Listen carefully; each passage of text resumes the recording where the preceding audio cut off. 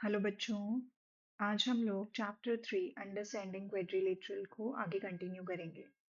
इसका कॉन्सेप्ट हमने सारा कंप्लीट कर लिया है और आज हम इसकी जो एक्सरसाइज है 3.4 जो लास्ट एक्सरसाइज है उसको कंप्लीट करेंगे। ओके, तो चलो हम स्टार्ट करते हैं बच्चों। तो एक्सरसाइज 3.4 में हमारे पास ये फर्स्ट क्वेश्चन है।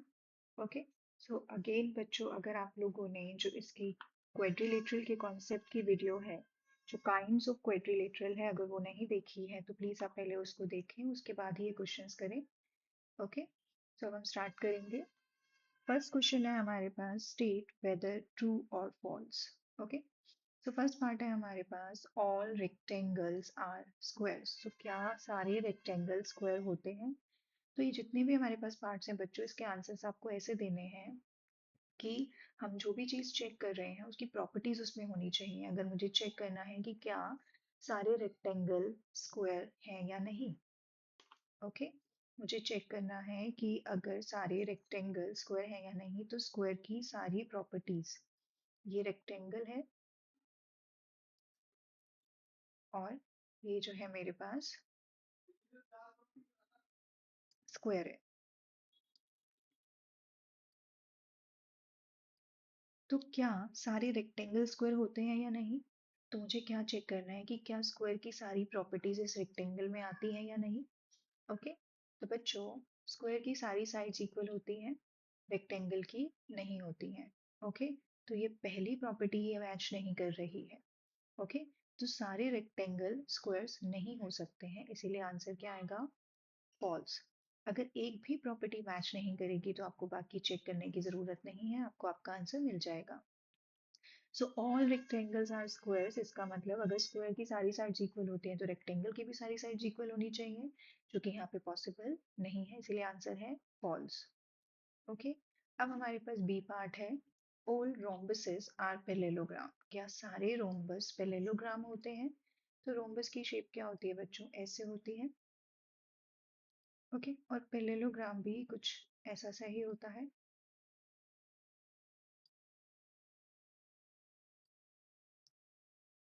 ओके, रोम्बस में क्या होता है बच्चों? सारे जो साइड्स होती हैं वो सेम होती हैं, और पैरेललोग्राम की जो ऑपोजिट साइड्स होती हैं वो इक्वल और पैरेलल होती हैं, जो कि रोम्बस में भी होती हैं। तो क्या पैरेललोग्राम की सारी प्रॉपर्टीज रोम्बस में आती हैं? यस, क्योंकि ऑपोजिट साइड पैरेललोग्राम की इक्वल है तो रोम्बस की भी इक्वल है। ओके, अगर ऑपोजिट साइड्स पैरेललोग्राम की पैरेलल हैं तो रोम्बस की भी पैरेलल है बच्चों। ओके, और इसके जो डायगोनल्स होते हैं वो भी एक दूसरे को बाइसेक्ट करते हैं, पैरेललोग्राम के डायगोनल्स बाइसेक्ट करते हैं, रोम्बस के भी डायगोनल्स बाइसेक्ट करते हैं, इसीलिए आप सारे रोम्बसेस को पैरेललोग्राम बोल सकते हो। So answer is true. Next करेंगे, all square are rhombuses and also rectangle. अब जितने भी स्क्वायर्स हैं, ओके, ये जितने भी स्क्वायर्स हैं ये रोम्बस भी होने चाहिए और रेक्टेंगल भी, सॉरी, जितने भी स्क्वायर्स हैं वो रोम्बस भी होने चाहिए और रेक्टेंगल भी होने चाहिए। तो बिल्कुल होंगे बच्चों, क्योंकि रोम्बस की सारी प्रॉपर्टी स्क्वायर में होती हैं। मैंने प्रॉपर्टीज में बताया है कि रोम्बस की सारी प्रॉपर्टी स्क्वायर में होती हैं, एक्सेप्ट उसके एंगल्स 90 डिग्री नहीं होते हैं। तो हमें तो ये चेक करना है कि क्या स्क्वायर रोम्बस है कि नहीं। तो रोम्बस की सारी प्रॉपर्टी स्क्वायर में है, रेक्टेंगल्स की सारी प्रॉपर्टी स्क्वायर में है। ओके, इसीलिए जो स्क्वायर होते हैं वो रोम्बस और रेक्टेंगल होते हैं। रेक्टेंगल की ऑपोजिट साइड्स इक्वल और पैरेलल होती हैं, स्क्वायर की भी होती हैं, रेक्टेंगल के सारे एंगल 90 डिग्री होते हैं, रोम्बस के भी होते हैं। ओके, इसीलिए इसका आंसर आएगा ट्रू। नेक्स्ट करेंगे, all squares are not parallelogram. Okay, सारे स्क्वायर्स पैरेललोग्राम नहीं होते हैं।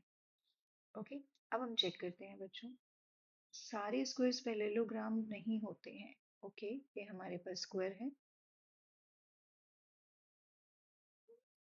ये हमारे पास एक पैरेललोग्राम है बच्चों।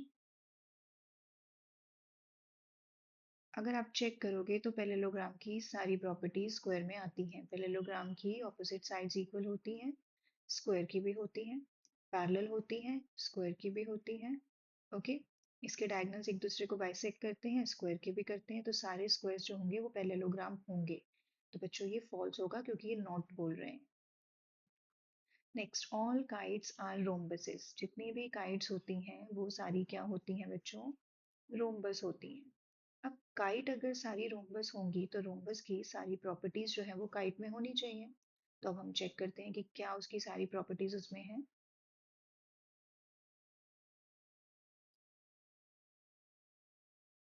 ये हमारे पास बच्चों एक काइट है और ये हमारे पास एक रोम्बस है। ओके, सो रोम्बस की सारी प्रॉपर्टीज काइट में होनी चाहिए, तभी सारी काइट्स को हम रोम्बस बोल सकते हैं। ओके, तो अब रोम्बस की सारी साइड्स इक्वल होती हैं, काइट्स की तो नहीं होती।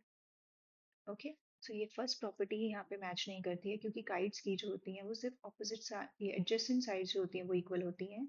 सारी साइड्स इक्वल नहीं होती, इसीलिए जितनी भी काइट्स हैं बच्चों वो रोम्बस नहीं होंगी, तो ये आंसर आएगा फॉल्स।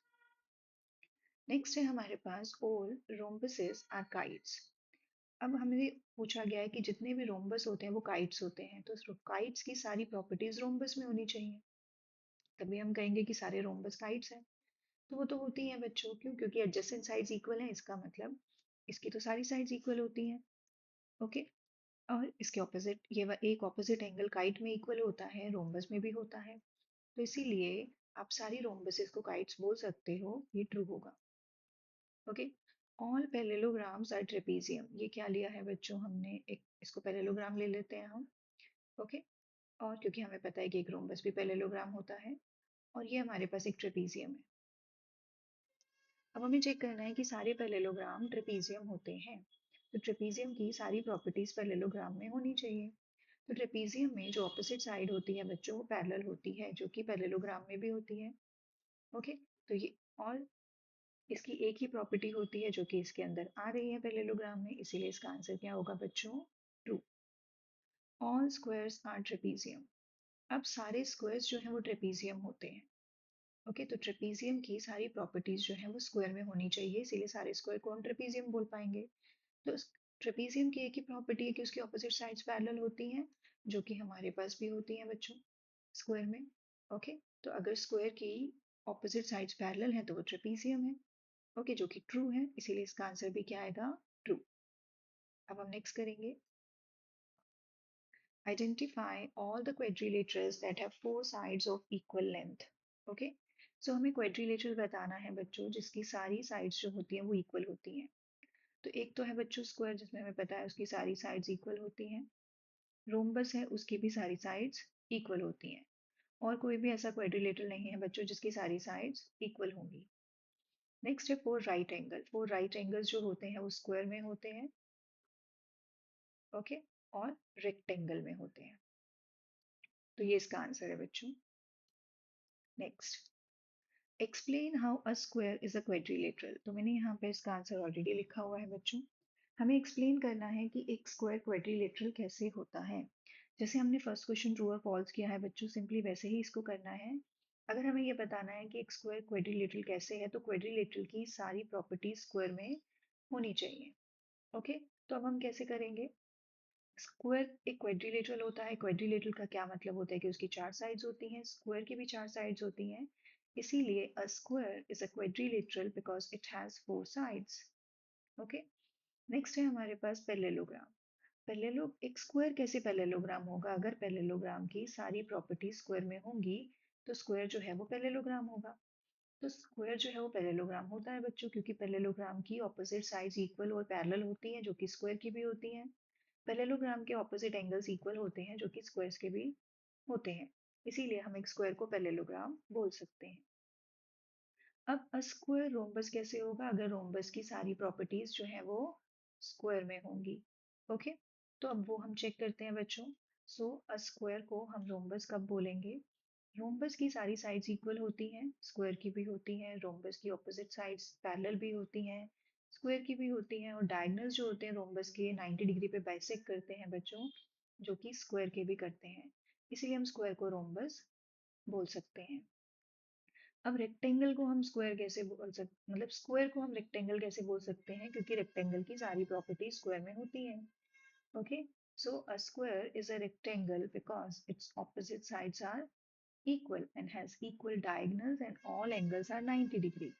ओके, क्योंकि रेक्टेंगल की ऑपोजिट साइड्स इक्वल होती हैं, जो कि स्क्वायर की भी होती हैं, उसके सारे डायगोनल्स इक्वल होते हैं दोनों, वो भी स्क्वायर में भी होते हैं, और उसके एंगल्स भी 90 डिग्री होते हैं। ओके, लेकिन अगर हमसे पूछा जाए कि can a rectangle be a square, तब वो पॉसिबल नहीं होगा बच्चों। क्यों? क्योंकि तब स्क्वायर की सारी प्रॉपर्टीज रेक्टेंगल में होनी चाहिए और स्क्वायर की सारी साइड्स इक्वल होती हैं, रेक्टेंगल की नहीं होती हैं। ओके, नेक्स्ट करेंगे। Name the quadrilateral whose diagonals bisect each other. Okay, अब हमें यहाँ पे ऐसे क्वेड्रिलेटरल बताने हैं जिसके डायगोनल्स जो है वो बाइसेक्ट करते हैं। तो फर्स्ट पार्ट में बच्चों रोम्बस के डायगोनल्स बाइसेक्ट करते हैं, स्क्वायर के डायगोनल्स बाइसेक्ट करते हैं, रेक्टेंगल के डायगोनल्स बाइसेक्ट करते हैं और पैरेललोग्राम के भी डायगोनल्स बाइसेक्ट करते हैं। ओके, सेकंड है कि diagonals are perpendicular bisect. Perpendicular bisect तो होते हैं बच्चों सिर्फ रोम्बस में और स्क्वायर में, रेक्टेंगल में और पैरेललोग्राम में नहीं होते हैं। डायगोनल्स इक्वल, डायगोनल्स इक्वल अभी हमने किया, स्क्वायर के डायगोनल्स इक्वल होते हैं और रेक्टेंगल के डायगोनल्स इक्वल होते हैं। ओके, नेक्स्ट करेंगे। Explain why a rectangle is a convex quadrilateral. Convex quadrilateral होता है बच्चों जिसके सारे डायगोनल्स जो होते हैं वो इंटीरियर में लाया करते हैं और जिसके जितने भी एंगल्स होते हैं वो सब 180 से लेस होते हैं। ओके, तो आप देख सकते हो अगर मैं इसके डायगोनल्स को ज्वाइन करूंगी तो वो ऐसे इंटीरियर में लाया करेंगे और इसके जितने भी एंगल्स हैं बच्चों ये सब होंगे 180 से लेस। ओके, इसीलिए a rectangle is a convex quadrilateral because both of its diagonals lie in its interior. Okay, अब हम नेक्स्ट करेंगे। ABC is a right angle triangle and O is the midpoint. अगर O इसका midpoint है बच्चों तो OA और OC equal होगा। Okay, ABC is a right angle triangle and O is the midpoint of the side opposite to the right angle. तो इसका मतलब एंगल B 90 डिग्री है, इसकी ऑपोजिट साइड AC है जिसमें O मिड पॉइंट है बच्चों, तो OA और OC इक्वल होगा। हमें बताना है why O is equidistant from A, B and C। तो हमें ये एक्चुअली में ये बताना है the dot एक बार मैं इसको पूरा कंप्लीट रीड कर लेती हूँ। The dotted lines are drawn additionally to help you। तो हमारे पास क्या था बच्चों, एक ऑलरेडी एक राइट एंगल ट्राइंगल था जिसमें हमारा OAC का मिड पॉइंट था। यहाँ पर डॉटेड लाइंस लेकर इसको हमने एक और ट्राइंगल बना दिया यहाँ पर। और अब हमें ये बताना है कि ये जो O है ये A से B से C से और D से इक्वल डिस्टेंस पर है। मतलब हमें बताना है कि OA, OB, OC और OD चारों आपस में इक्वल है। तो बच्चों बिकॉज ये राइट एंगल ट्राइंगल था ABC, okay, right angle triangle ABC जिसमें O जो है वो मिड पॉइंट है, उसके बाद डॉटेड लाइन से हमने इसके अंदर makes a rectangle ABCD by the dotted lines. तो हमने बेसिकली डॉटेड लाइन बनाकर यहाँ से इस ABC को एक ABCD रेक्टेंगल में कन्वर्ट कर दिया है।